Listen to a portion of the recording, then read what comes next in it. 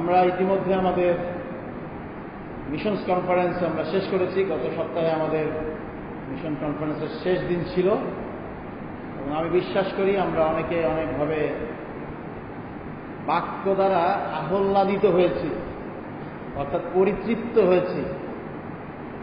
পরিতৃপ্ত তখনই বলি যে আমার খাওয়ার পরে আর খিদা নেই, সম্পূর্ণ ক্ষুধা মিটে গেছে এবং সেই স্বাদ আমার মুখে আছে, সেটাকে পরিতৃপ্তি। শুধু পেট ভরলেই পরিতৃপ্তি হয় না, স্বাদটা থাকতে হয়। এবং আমি বিশ্বাস করি যে সমস্ত প্রচারগুলো শুনেছি আমরা পরিতৃপ্ত।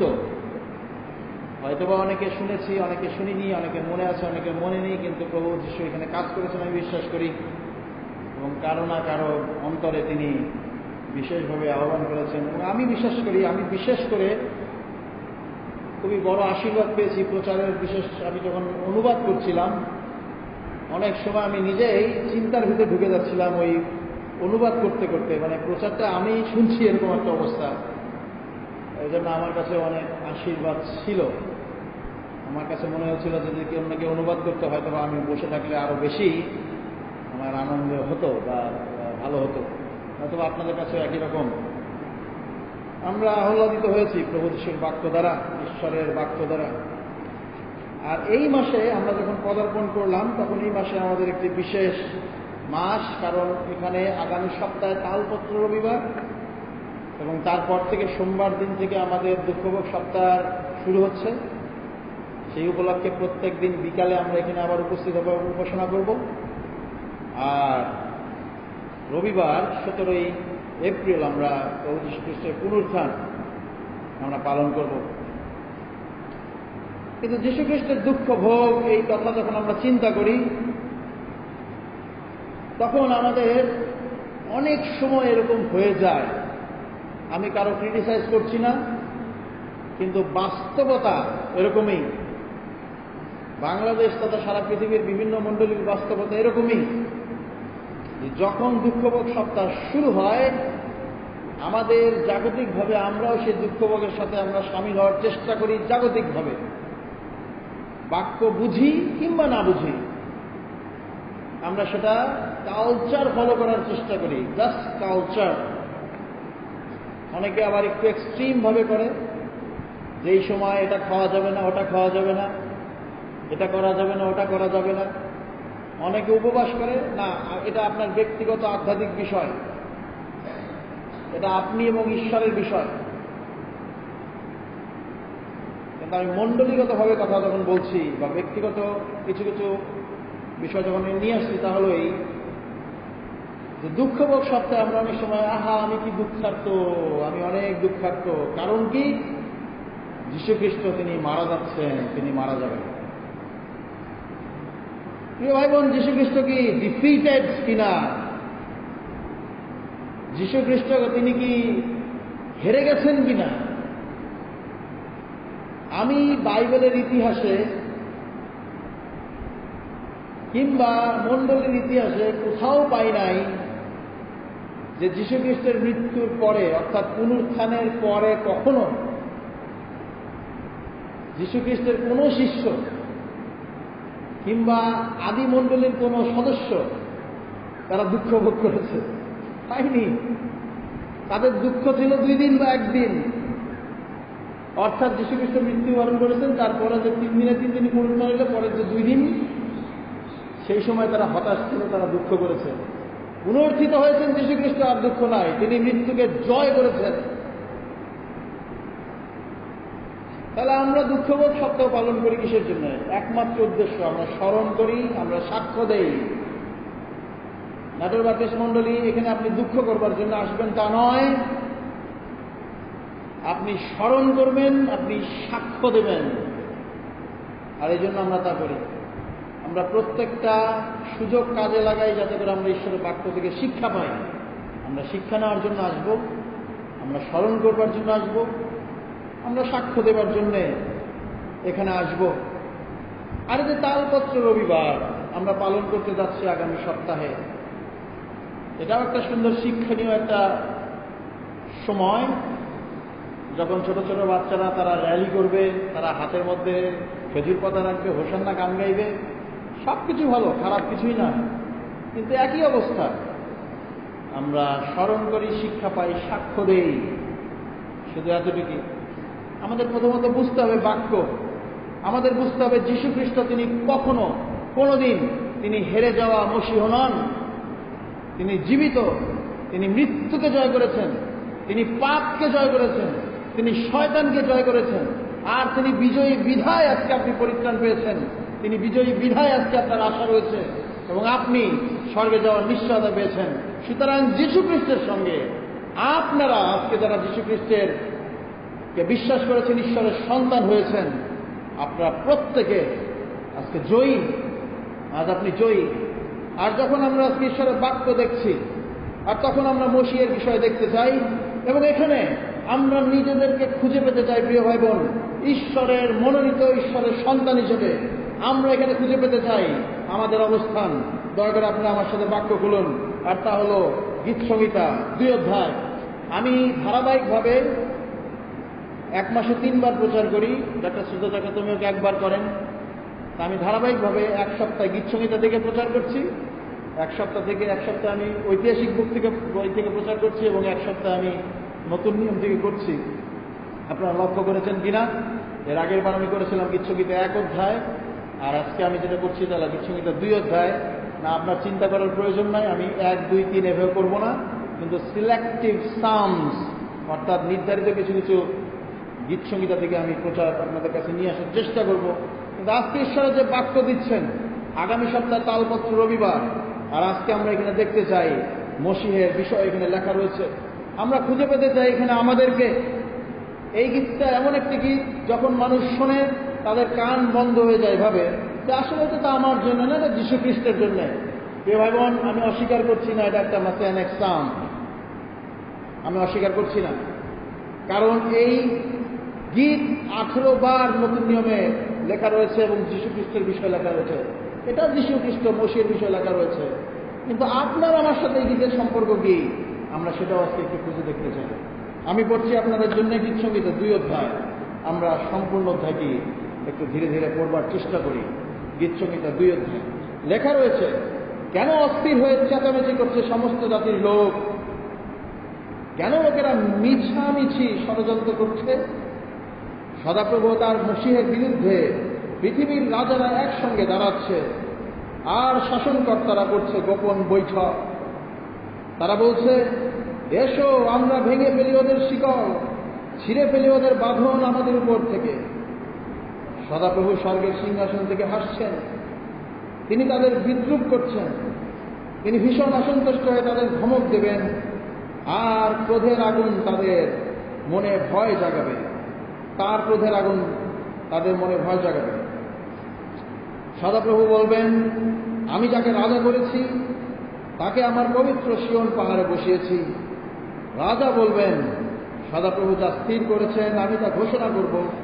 তিনি আমাকে বলেছেন, তুমি আমার পুত্র, আজই আমি তোমার পিতা হলাম। তুমি আমার কাছে চাও, তাতে সম্পত্তি হিসাবে আমি তোমার হাতে অদিতি জাতিদের দেব। গোটা পৃথিবীটা তোমার অধিকারে আসবে। লোহার দণ্ড দিয়ে তুমি তাদের ভেঙে ফেলবে, চুরমার করে ফেলবে মাটির পাত্রের মতো। তাই হে রাজারা, তোমরা এখন বুঝে শুনে চলো। পৃথিবীর শাসনকর্তারা সাবধান হও। ভক্তির সঙ্গে তোমরা সদাপ্রভুর সেবা করো, ভয় ভরা অন্তরে আনন্দ করো। তোমরা সেই পুত্রকে সম্মান দেখিয়ে চুম্বন করো, যাতে তিনি তোমাদের উপর অসন্তুষ্ট না হন, আর চলার পথেই তোমরা ধ্বংস হয়ে না যাও। কারণ চোখের নিমেষেই তার ক্রোধ জ্বলে উঠতে পারে। ধন্য তারা যারা তার মধ্যে আশ্রয় নেয়। প্রিয় ভাই বোন, আমি বলছিলাম যে যখন আমরা এই গীতটি দেখি তখন আমরা মনে করতে পারি এটা শুধুমাত্র যীশু খ্রিস্টের বিষয়ে লেখা, এবং এটা সত্য কথা যে যীশু খ্রিস্টের বিষয়ে এখান থেকে অনেক উদ্ধৃতি দেওয়া হয়েছে। কিন্তু যখন সাধু দাউদ এই গীতটি লিখছিলেন, এখানে লেখা নাই এরপরে সাধু দাউদের গীত, কিন্তু আপনি যদি প্রেরিত পুস্তক দেখেন 4 অধ্যায়, প্রেরিত পিতা তিনি পবিত্রতার পরিচালনায় তিনি বলেছেন যে সাধু দাউদ 4 অধ্যায় 25 পদে তিনি বলেছেন এই গীত তার লেখা। না সাধু দাউদ যখন এই গীতটি লিখছিলেন তিনি কি চিন্তা করে লিখছিলেন? তিনি কার বিষয় লিখছিলেন? অবশ্যই এটা মসিহের বিষয়ে, কিন্তু তিনি কি তার বিষয় চিন্তা করেছেন কিনা?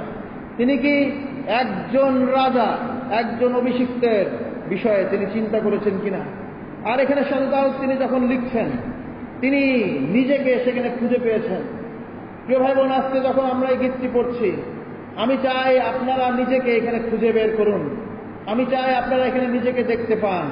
সাধু দাউদ তিনি যেভাবে নিজেকে এখানে আবিষ্কার করেছিলেন, আর এই যে ঘটনাটি রয়েছে এর প্রেক্ষাপট যদি আপনি দেখেন, অর্থাৎ এই গীতসঙ্গীতের 2 অধ্যায় লেখার প্রেক্ষাপট, আর তা আমরা দেখতে পাবো 2 শমূয়েল 5 অধ্যায় 5, 8 এবং 10 অধ্যায়ে। এই সময়ের প্রেক্ষাপট অনুসারে সাধু দাউদ তিনি এই গীতটি লিখেছেন। আর সাধু দাউদের যখন বয়স 30 বছর ছিল তখন তিনি সমস্ত ইসরায়েল এবং জিহুদার উপরে রাজা হন। কত সুন্দর! যীশুখ্রিস্টের যখন 30 বছর বয়স তিনি তখন মসীহ হিসাবে আত্মপ্রকাশ করেন, কাজ শুরু করেন। না, সাধু দাউদ তিনি যখন 30 বছর বয়সে তিনি শুরু করেন, তার প্রথম যে শত্রুরা তা ছিল পলেস্টিয়েরা। পলেস্টিয়েরা এই কাজ করেছে। তারা সবাই মিলে একত্রিত হয়েছে, তারা সবাই মিলে তাদের সমস্ত শক্তি দিয়ে তারা সাধু দাউদের বিরুদ্ধাচরণ করেছে। আর সাধু দাউদ তিনি কি করেছেন? রাজা হিসেবে নিযুক্ত হওয়ার পরে শক্ত হাতে ঈশ্বরের শক্তিতে তিনি সকলকে দমন করেছেন। আর সেই সময়কার গান এটি, সেই সময় তিনি এখানে লিখেছেন।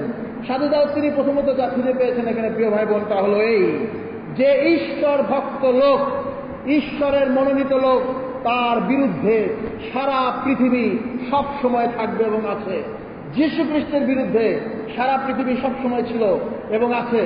আপনি যখন একজন ঈশ্বরভক্ত লোক, আপনি যখন একজন খ্রিস্টিয়ান, আপনি সুনিশ্চিত থাকুন সারা পৃথিবী আপনার বিরুদ্ধে আছে। সারা পৃথিবী তারা অস্থির হয়ে চেঁচামেচি করছে, তারা মিথ্যা ষড়যন্ত্র করছে, তারা এক হচ্ছে, তারা গোপনে বৈঠক করছে। কেন? যাতে করে ঈশ্বর ভক্ত লোকটিকে ফেলে দেওয়া যায়, যাতে করে আপনাকে ধ্বংস করে দেওয়া যায়, যাতে করে আপনার পরিবারকে নষ্ট করে দেওয়া যায়, যাতে করে আপনার মণ্ডলীকে নষ্ট করে দেওয়া যায়। অনেক সময় আত্মীয় স্বজন, পাড়া প্রতিবেশী, ভাই বোন, বাবা মা আপনার পিছনে থাকতেও পারে, যারা চায় আপনি ধ্বংস হয়ে যান। সাধু দাউদ নিজেকে আবিষ্কার করেছেন, আমি একা, কিন্তু আমার বিপক্ষে সবাই, তারা অস্থির। তা আপনার এখানে দুঃখ করবার কোনো কিছু নেই, আপনার এখানে হতাশ হবার কিছু নেই। আপনাকে মানুষ ঘৃণা করে, যীশু খ্রিস্টকে ঘৃণা করেছে। আপনাকে মানুষ ক্ষতি করবার চেষ্টা করে, যীশু খ্রিস্টকে করেছে। মজার ব্যাপার, আপনি সরাসরি শয়তানের সাথে কথা বলেননি, শয়তান এসে যীশু খ্রিস্টকে ধ্বংস করার চেষ্টা করেছে।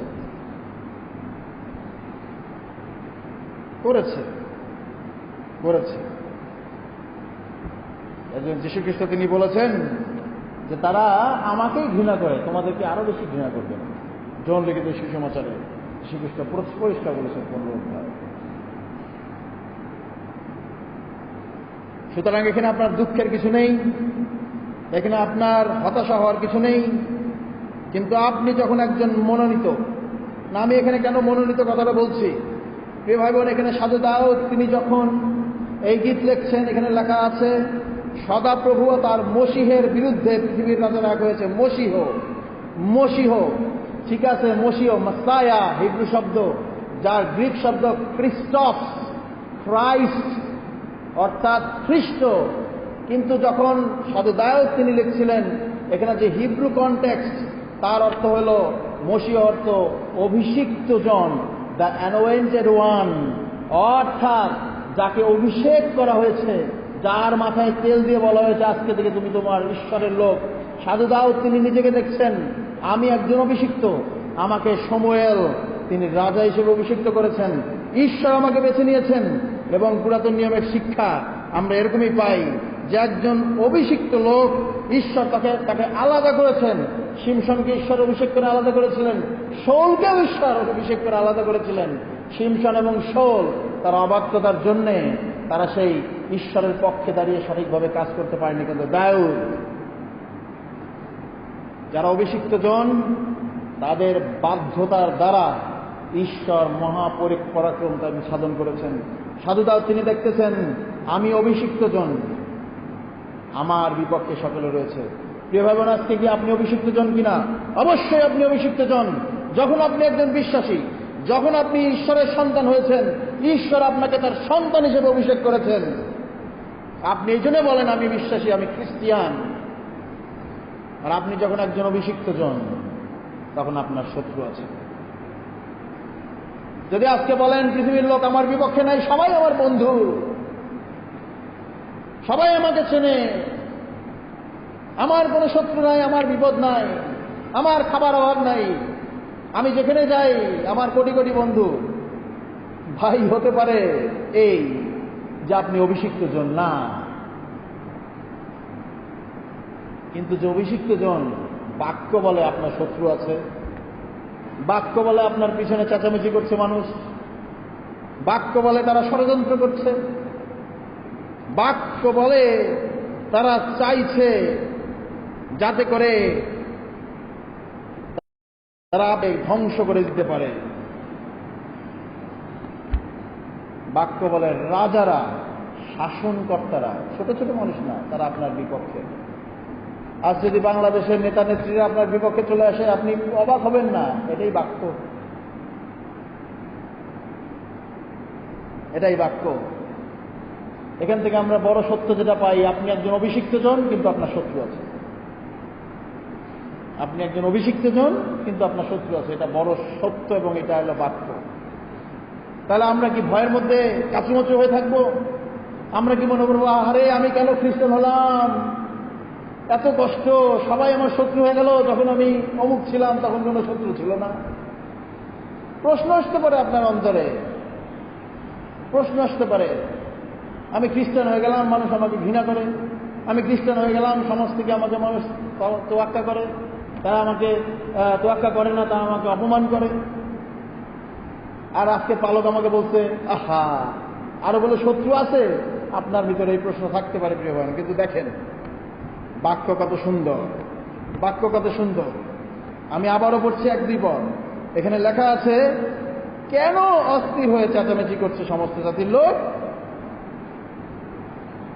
কেন লোকেরা মিছামিছি ষড়যন্ত্র করছে? রাজারা কেন একসঙ্গে দাঁড়াচ্ছে? আর কেন শাসনকর্তারা একসঙ্গে গোপন করছে? না, আমি কেন না বলছি কিসের জন্য? কারণ হিব্রু গ্রামার যদি আপনি দেখেন, এটা রিথরিক্যাল কোয়েশ্চেন।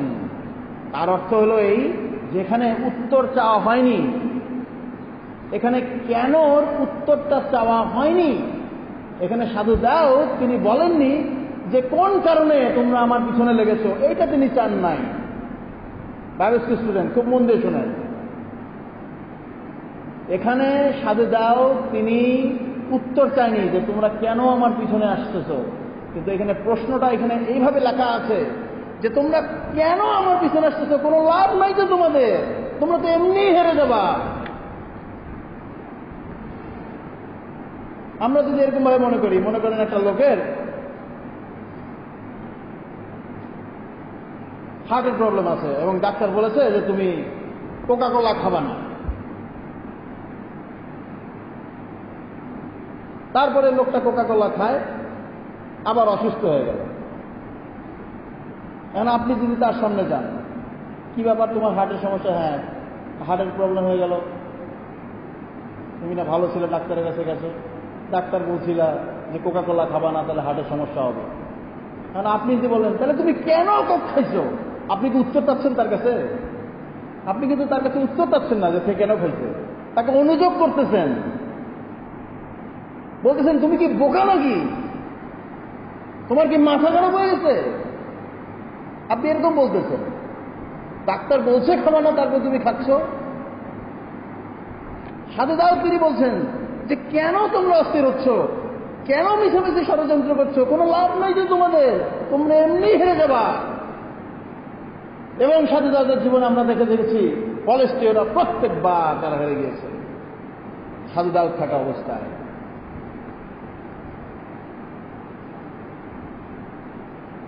কারণ ঈশ্বর তাকে উঠাবে। মসীহ তিনি জয়ী।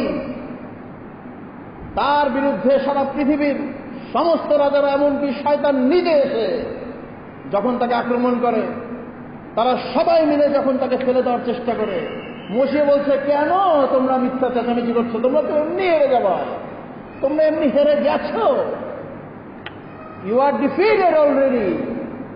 প্রিয় ভাই বোন, যখন আপনি ঈশ্বরের লোক, আপনি যখন ঈশ্বরের মনোনীত একজন, যখন সারা পৃথিবী আপনার বিপক্ষে, আপনি ঈশ্বরের বাক্যকে কাউন্ট করতে পারেন, সবাই আপনার বিপক্ষে থাকলেও তারা হেরে গেছে, তারা হেরে যাবে না, তারা ঈশ্বরের চোখে হেরে গেছে। আপনি ঈশ্বরের চোখে ইতিমধ্যে বিজয়ী। আপনার জীবনে কষ্ট আছে, আসতেই পারে ঈশ্বরের গৌরবের জন্য। আপনার জীবনে বিপদ আসতে পারে, আসতেই পারে ঈশ্বরের গৌরবের জন্য। আপনার মৃত্যু হতে পারে, আসতেই পারে ঈশ্বরের গৌরবের জন্য। কিন্তু কে বলেছে আপনি হেরে গেছেন? আপনি বিজয়ী ঈশ্বরের চোখে, এবং যারা আপনার বিপক্ষে তারা পরাজিত। সুতরাং আমাদের কি কোনো দুঃখের কোনো কারণ আছে? লোকেরা আমাদের ঘৃণা করুক, উপহাস করুক, পছন্দ না করুক, তারা বিপক্ষে থাকুক, হতাশার কোনো কিছুই নাই। কারণ ঈশ্বরের চোখে আমরা ইতিমধ্যে বিজয়ী, আমরা ইতিমধ্যে বিজয়ী। খুব সুন্দর এখানে কথাগুলো লেখা রয়েছে যে মিছামিছি, এত সুন্দর বাংলা, কেন লোকেরা মিছামিছি ষড়যন্ত্র করছে? হিব্রু শব্দ লেখা আছে রাকা, মূল্যহীন, ভ্যালুলেস, বেকার, কোনো লাভ নেই। করো, মিটিং করো, সমস্যা নাই, মিছিল করো, সমস্যা নাই, যন্ত্রপাতি বড় বড় অস্ত্র নিয়ে এসে সমস্যা নাই, বেকার। কারণ ঈশ্বরের চোখে আমি ইতিমধ্যে জয়ী, সে হেরে গেছে।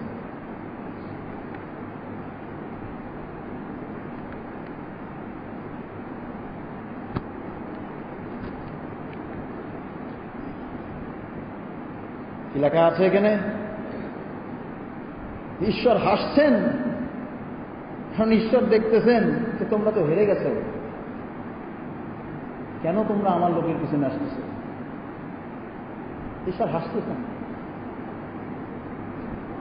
আর আপনি যদি একজন ভালো খ্রিস্টান হয়ে থাকেন, আপনি যদি ভালো খ্রিস্টান বলতে গেলে আপনি যদি সেই বিশ্বাস করেন যে ঈশ্বর আপনাকে মনোনীত করেছেন, ভাবেন যখন আপনার বিরুদ্ধে সকলে দাঁড়িয়েছে, আপনি ঈশ্বরের পক্ষে দাঁড়ান, আপনি হাসেন, দুঃখ করার কিছু নাই। আমার বিপক্ষে সারা বাংলাদেশের লোক, হালেলুয়া, হাসি।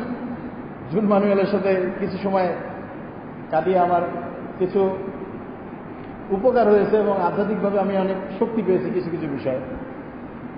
না, আপনারা জানেন এখানে যারা বিদেশি হিসেবে কাজ করে, মিশনারি হিসেবে থাকে, তাদের ভিসার জন্য অনেক সময় সমস্যা হয়। জুন মানুয়েল তিনি এমন একটা ভিসায় আছেন, এখন আছে তখন নাই, এখন আছে তখন নাই।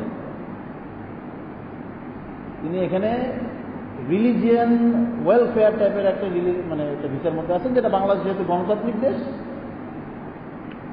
সরকারিভাবে এটা পাওয়া সম্ভব। সহজ তা বলছি না, সম্ভব। জুন মানুয়েল তিনি ঈশ্বর আহ্বানে এখানে আছেন এবং ঈশ্বর তাকে ভিসা দিচ্ছেন, খুবই কঠিন, তারপরে দিচ্ছেন।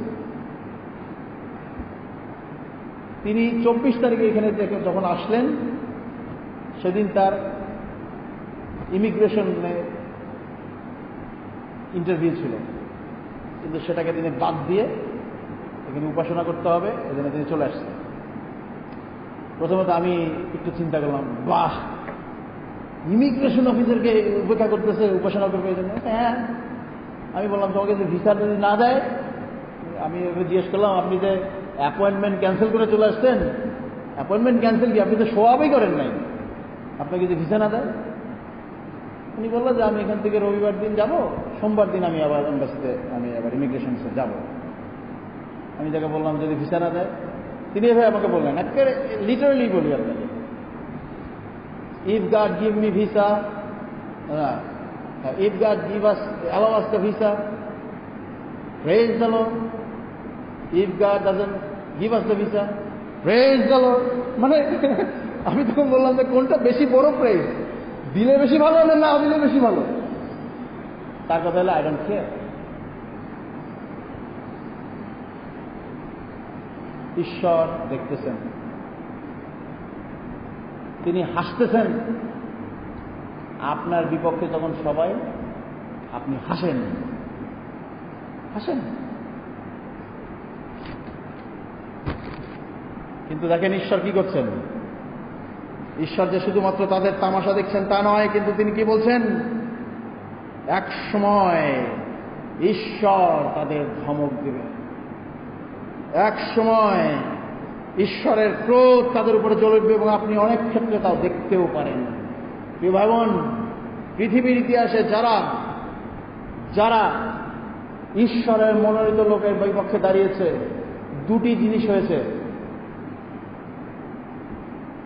দুটি জিনিস, হয় তারা ধ্বংস হয়ে গিয়েছে, অথবা তারা ঈশ্বরের পক্ষে এসে ঈশ্বরের পক্ষে কাজ করতে শুরু করেছে। মন পরিবর্তন করে তারাই দেখা যাচ্ছে এখন মিশনারি পালক হয়ে গিয়েছে, অথবা ধ্বংস হয়ে গিয়েছে। যারা সারা পৃথিবীর ইতিহাস দেখেন না, আপনি বলতে পারেন যে পালক আপনি কি সারা পৃথিবীর ইতিহাস দেখেছেন? আমি সারা পৃথিবীর ইতিহাস দেখিনি, সাধারণভাবে বাংলাদেশের প্রেক্ষাপটে আমি দেখেছি। ছোট থাকতে দেখেছি ঈশ্বর ভক্ত লোক কিছু কিছু ছিল, যাদেরকে মানুষ অত্যাচার করেছে, যাদেরকে মেরেছে, যাদের ধন সম্পত্তি নষ্ট করেছে, কিন্তু পরবর্তীতে দেখেছি তাদের পরিবার, তাদের ব্যক্তিগত জীবন ধ্বংস হয়ে গিয়েছে, ডিস্ট্রয়েড দেখা যায়। অথবা নিজে পরিবর্তন হয়ে সরাসরি ঈশ্বরের জন্য কাজ করছে। আজকে আপনার বিপক্ষে যখন সারা পৃথিবী রয়েছে, আপনার দুঃখ করার কোনো কারণ নেই, আপনি হাসুন, কিন্তু মনে রাখুন ঈশ্বর ছেড়ে দেবেন না তাদের, তার ক্রোধ জ্বলে উঠতে পারে। কারণ বাক্য সেই কথা লিখছে। তিনি কি ধৈর্য ধরছেন? অবশ্যই ধৈর্য ধরছেন, কিন্তু তার একটা শেষ আছে, তার একটা শেষ আছে।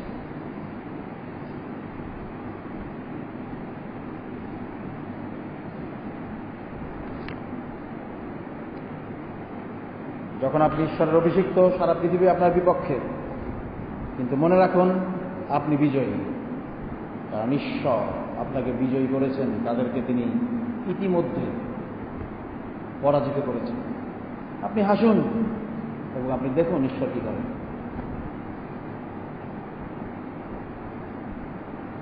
কিন্তু দ্বিতীয়ত আমরা একটা জিনিস দেখতে চাই, আর তা হলো আমরা দেখব 7 পদ থেকে 9 পদ পর্যন্ত। না, আপনি যখন ঈশ্বরের অভিষিক্ত, তখন আপনার পাওনাটা কি? আপনি যখন ঈশ্বরের অভিষিক্ত, ঈশ্বর আপনার জন্য কি করছেন?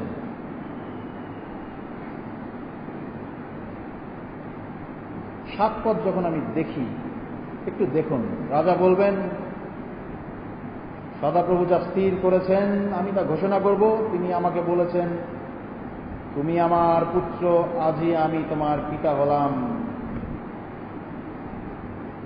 সাধু দাউদ তিনি যখন এই কথা লিখছেন, তিনি তার ব্যক্তিগত অভিজ্ঞতা থেকে তিনি লিখছেন। অবশ্য যীশুখ্রিস্টের বিষয়ে এই কথা ঈশ্বর বলেছেন, তুমি আমার পুত্র, আমি তোমার উপর সন্তুষ্ট, তার বাপ্তিস্মের সময় বলেছেন। তার ট্রান্সফিগারেশনের সময়, রূপান্তরের সময় তিনি বলেছেন। কিন্তু সাধু দাউদ তিনি যেটা বলছেন তা হলো, আমি যখন ঈশ্বরের অভিষিক্ত, আমি আজ তার পুত্র। আপনি যখন যীশুখ্রিস্টের ঈশ্বরের অভিষিক্ত, আপনি তখন ঈশ্বরের পুত্র। সেদিন সেই সনশিপ যেটাকে বলা হয়, পুত্রের অধিকার, পুত্রের ক্ষমতা। এই জন্য এই যোহন লিখিত সুসমাচারে আমরা জানি 1 অধ্যায় 12 পদে লেখা আছে, যতজন তাকে বিশ্বাস করো তাদেরকে তিনি ঈশ্বরের সন্তান হবার কি লেখা আছে তারপরে অধিকার দিলেন। সেদিন থেকে আপনি তার পুত্র হলেন। ঈশ্বর বললেন, আমি আজই তোমার পিতা হলাম। আপনি পরিত্রাণের আগে কোনোদিন বলতে পারেন না ঈশ্বর আপনার পিতা। যেদিন আপনি পরিত্রাণ পেয়েছেন, যেদিন আপনি যীশু খ্রিস্টকে ত্রাণকর্তা হিসেবে গ্রহণ করেছেন, যেদিন বলেছেন, প্রভু তুমি আমাকে ক্ষমা করো, আমি পাপ করেছি, কিন্তু তোমার যে পুত্র, তার ভিতর দিয়ে তুমি আমাকে ক্ষমা করো, তোমার পুত্র হবার অধিকার দাও। আমি বিশ্বাস করি তোমার পুত্র যীশু খ্রিস্ট, তিনি আমার পাপের জন্য ক্রুশে মৃত্যুবরণ করেছেন এবং তিনি কবরপ্রাপ্ত হয়েছেন। তিনি আমাকে ধার্মিক গণনার জন্য তিনি মৃত্যুকে জয় করেছেন এবং আমি বিশ্বাস করি একদিন সে পুনরুত্থানের ভাগী আমি হব। সেদিন ঈশ্বর আপনাকে তার পুত্র করেন, সেদিন ঈশ্বর আপনাকে তার পুত্র হবার অধিকার দেন। সেদিন ঈশ্বর বলছেন, আজই আমি তোমার পিতা হলাম। যখন আপনি ঈশ্বরের মনোনীত অভিষিক্ত, যেদিন আপনি সেই অভিষেক পেয়েছেন, সেদিন থেকে আপনি ঈশ্বরের পুত্র। আপনি এটা বলতে পারেন, আমার পিতা ঈশ্বর। আপনি তা পেয়েছেন। পৃথিবীর সবাই একদিকে থাকো, কিন্তু ঈশ্বর বলছেন তুমি আমার পুত্র। আজ যদি পৃথিবীর সবাই আমার পরিবারের বিপক্ষে থাকে, আমি গ্যারান্টি দিচ্ছি আমি আমার বাচ্চাদের পক্ষে থাকব। আপনি একইভাবে বলতে পারেন আপনার বাবা মা আপনার পক্ষে থাকবেন। জাগতিকভাবে যদি সেটা হয়ে থাকে, ঈশ্বর তো সেটা করবেনই।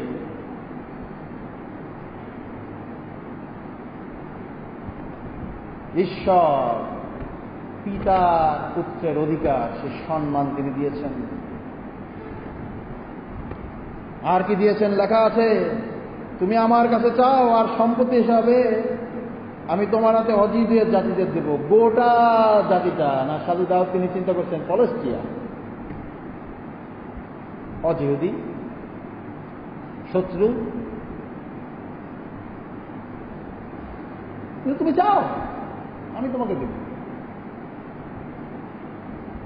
এভাবে আজকে যখন আপনি ঈশ্বরের সন্তান, আপনি ঈশ্বরের কাছে আসতে পারেন এবং ঈশ্বরের গৌরবের জন্য আপনি যা চান ঈশ্বর তাকে দেওয়ার জন্য আপনাকে তিনি সক্ষম এবং প্রস্তুত। আমাদের ঈশ্বর দরিদ্র ঈশ্বর নন। আমাদের ঈশ্বরের এমন অবস্থা না যে তার ক্ষমতা নেই, কিন্তু আপনি চান। আমরা চেয়েছি কিনা?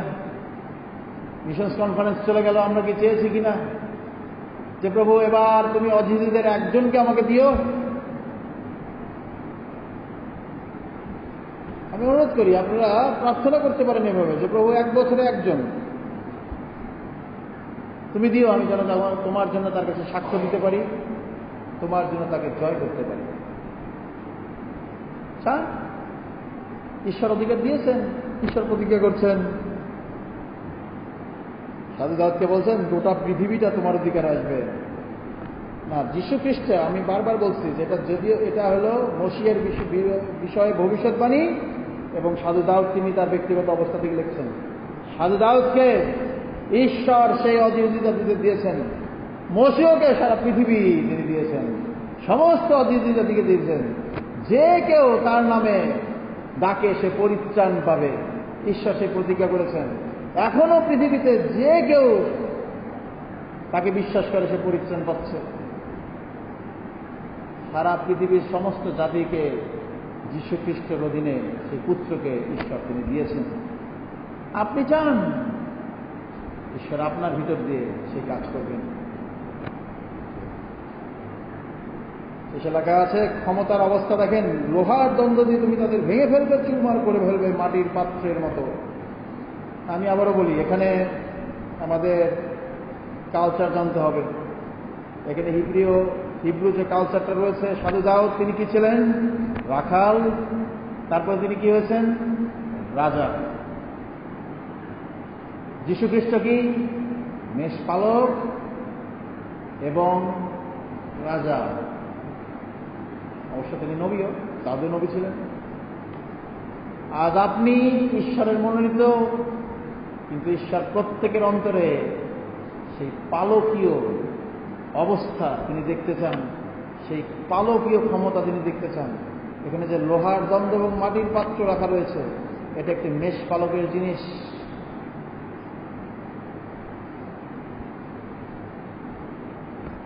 লোহার দণ্ড দিয়ে তুমি তাদের ভেঙে ফেলবে, চুরমার করে ফেলবে মাটির পাত্রের মতো। অনেক ক্ষেত্রে আমরা জানি যে তোমার মুগুরো লাঠি, এই লাঠিটি অনেক ক্ষেত্রে অনেক সময় লাঠি, কিন্তু অনেক সময় লাঠিটি একটা লোহার দণ্ড।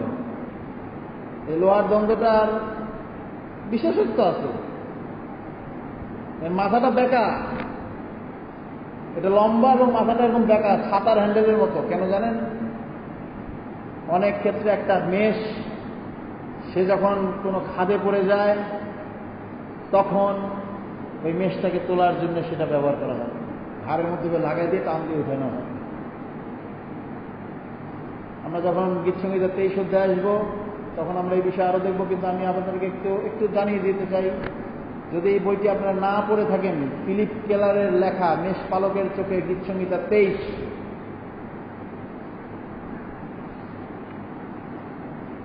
এটা চার্লস স্পার্জনের কথা, যে এই বই, ডেভিড গিবসের কথা, যে এই বইটি পড়েনি সে নিজের পকেট নিজে মারছে।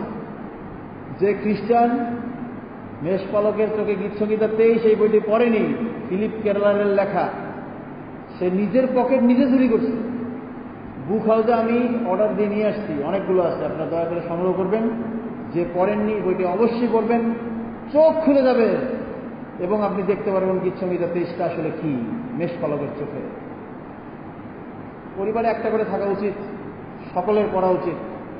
তো ওখানে মেষ পালকের লাঠি আপনি দেখবেন যে বেঁকা, যেটা দ্বারা তিনি কি করেন, মেষকে উদ্ধার করেন, এবং অনেক সময় এটা ডেলিভারির কাজেও তিনি ব্যবহার করেন।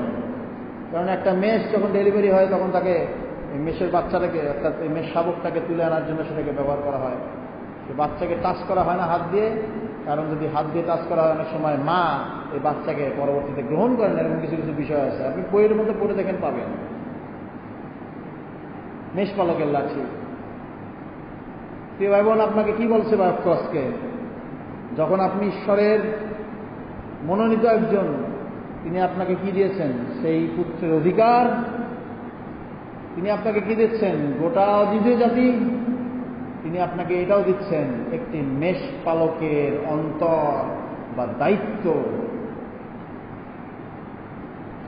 পালক কর্মকার একা পালক না, আপনারা এখানে যারা বসে আছেন ঈশ্বর চান প্রত্যেকের অন্তরে সেই পালকীয় অন্তরটা থাকুক, অন্যের জন্য সেই চিন্তাটা থাকুক, অন্যকে গড়ে তোলবার জন্য সেই আকাঙ্ক্ষাটা থাকুক, একজনের পাশে দাঁড়ানোর, তাকে একটু উৎসাহ দেওয়ার সেই চিন্তাটা থাকুক। আর ঈশ্বর সেটা দিবেন যখন আপনি সেই মনোনীত অভিষিক্ত একজন। আর আপনি যদি বলেন হ্যাঁ আমি আজকে যিশুকে সত্যি বিশ্বাস করেছি, আপনি নিশ্চিত থাকুন আপনি অভিষিক্ত একজন। কারণ ঈশ্বর বলছেন তিনি আমার সন্তান, আমি তোমার পিতা হলাম।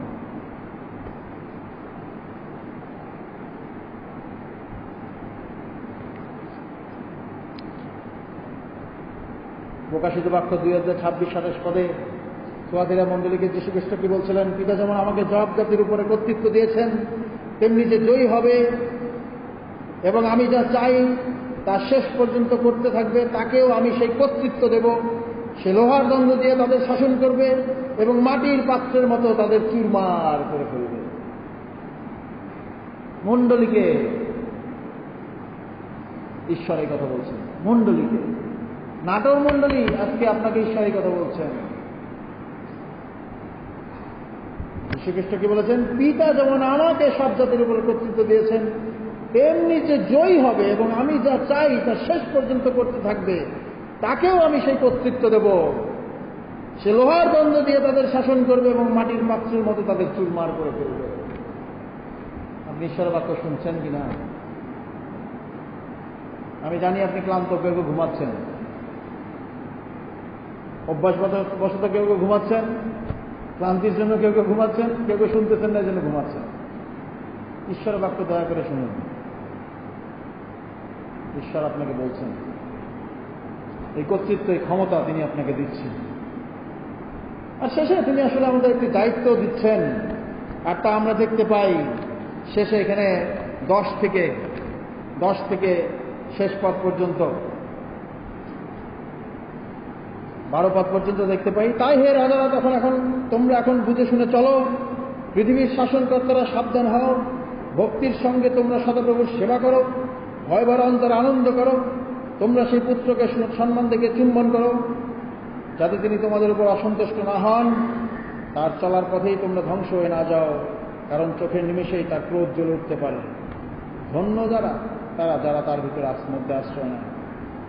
ঈশ্বর আজকে আপনাকে যে দায়িত্ব দিচ্ছেন এখান থেকে, আপনি জানান অন্যদেরকে, যারা তার মধ্যে আশ্রয় নেয় তারা ধন্য, তারা ধন্য। বুঝে শুধু চলেন, সাবধান হন, পুত্রের ক্রোধ জ্বলে উঠবে। কিন্তু ধন্য সবচেয়ে বড় আশীর্বাদের লোক যে তার মধ্যে আশ্রয় নেয়, কারণ যে তার মধ্যে আশ্রয় নেয় ঈশ্বর তাকেও তার সন্তানের অধিকার দিয়ে থাকেন। আজ আপনার যে শত্রু প্রিয় ভাই বোন, তাকে আপনি শত্রু হিসেবে দেখবেন না, কিন্তু তাকে আপনি এটা বলেন যে ভাই, যখন আপনি ঈশ্বরের কাছে আশ্রয় নেন আপনিও ঈশ্বরের সন্তান হওয়ার অধিকার পান। তাই সাবধান হন, বুঝে সুঝে চলুন, ঈশ্বরের ক্রোধ যেন আপনার উপরে জ্বলে না ওঠে। কিন্তু আপনি তখন ধন্য যখন আপনি তার মধ্যে আশ্রয় নেন। আজকে যখন আমরা এটা দেখছি, যীশু খ্রিস্টের ভিতরের বিষয় যখন আমরা দেখছি, সাধু দাউদ তিনি যখন তার অভিজ্ঞতা থেকে লিখেছেন, সাধু দাউদ তিনি দেখেছেন তিনি ঈশ্বরের পুত্র, আর সবাই তার বিপক্ষে, কিন্তু এখানে ভয়ের কিছু নাই, কারণ ঈশ্বর তাকে ইতিমধ্যে বিজয় দান করেছেন এবং অন্যরা পরাজিত হয়েছে। ঈশ্বর হাসছেন, ঈশ্বরের ক্রোধ জ্বলে উঠবে। সাধু দাউদ তিনি দেখেছেন যে ঈশ্বরের তিনি পুত্র, সমস্ত জাতিদের তিনি ঈশ্বর তার অধীনে দিয়েছেন, ঈশ্বর তাকে সেই ক্ষমতা দিয়েছেন শাসনের। মসিহকে ঈশ্বর সেই ক্ষমতা দিয়েছেন সারা পৃথিবীকে শাসনের। মসিহর অধীনে সমস্ত অজিহিদের জাতিদের তিনি ঈশ্বর দিয়েছেন। আর সাধু দাউদ তিনি আহ্বান করেছেন যে তোমরা ধন্য যখন তুমি তার মধ্যে আশ্রয় নাও। আজকে আমাদের আহ্বান অন্যদের কাছে যে আপনারা ধন্য যখন আপনারা সেই পুত্রের কাছে আশ্রয় নেন। আমরা যখন এখান থেকে চলে যাই প্রিয় ভাই বোন,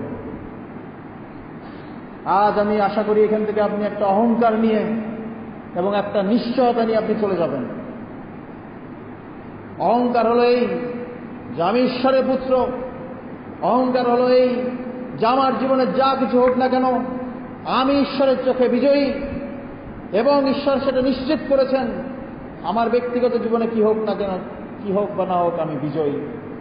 এই অহংকার, এই নিশ্চয়তা নিয়ে আপনি এখান থেকে চলে যাবেন। আপনি এই নিশ্চয়তা নিয়ে যাবেন আপনি তার পুত্র। আপনি এই নিশ্চয়তা নিয়ে যাবেন যে আপনাকে ঈশ্বর সম্পত্তি হিসাবে অন্যদেরকে দিয়েছেন। আপনি এই নিশ্চয়তা নিয়ে যাবেন সেই শাসনের ভার তিনি আপনাকে দিতে চান। কিন্তু এই অধিকার ও আহ্বান নিয়ে আপনি এখান থেকে যাবেন। অন্যকে আহ্বান করার দায়িত্ব ঈশ্বর আপনাকে দিচ্ছেন। আপনি অন্যকে জানাবেন যে ধন্য যারা তার মধ্যে আশ্রয় নেয়, ধন্য যারা তার মধ্যে আশ্রয় নেয়।